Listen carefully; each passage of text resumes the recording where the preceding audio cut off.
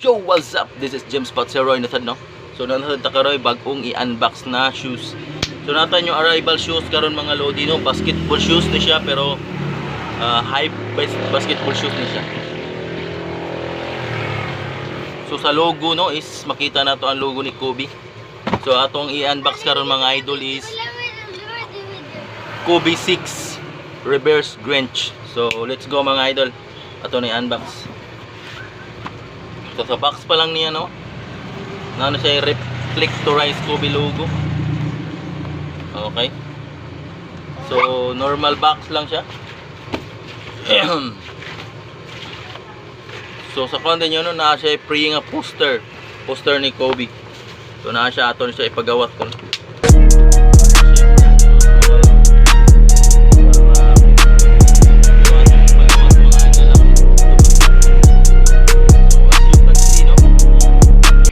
Katong green to siya tapos red yan kuan.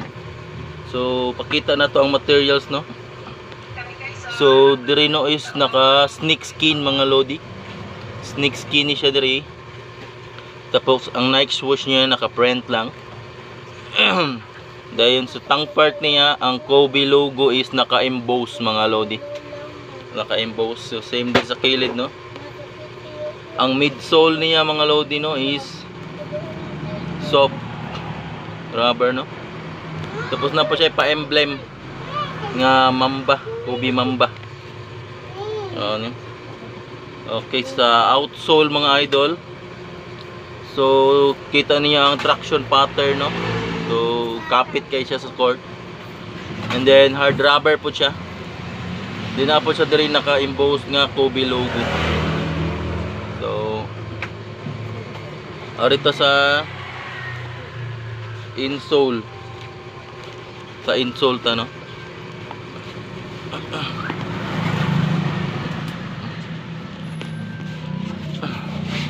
So ang insole niya is printed yang insole.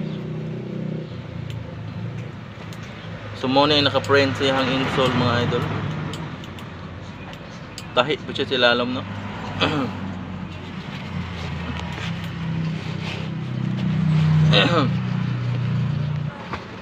And then apo siya pre-laces. So overall mga idol solid. So ako ipakita no ang overall niya pa. So makita ni nato siya nga pagsulubon sa mga basketball player, mga pro, mga fan.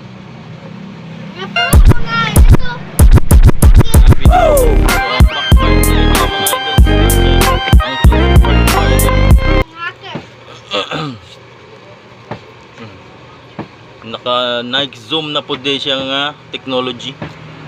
So soft niya hang kuan.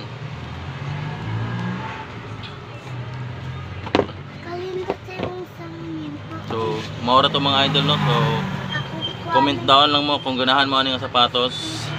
I-post po na ako sa mo ako ang page. Dire. Then pwede sa di-message sa akong personal account mga lodi. So maura to mga lodi. Thank you for watching. Bye bye.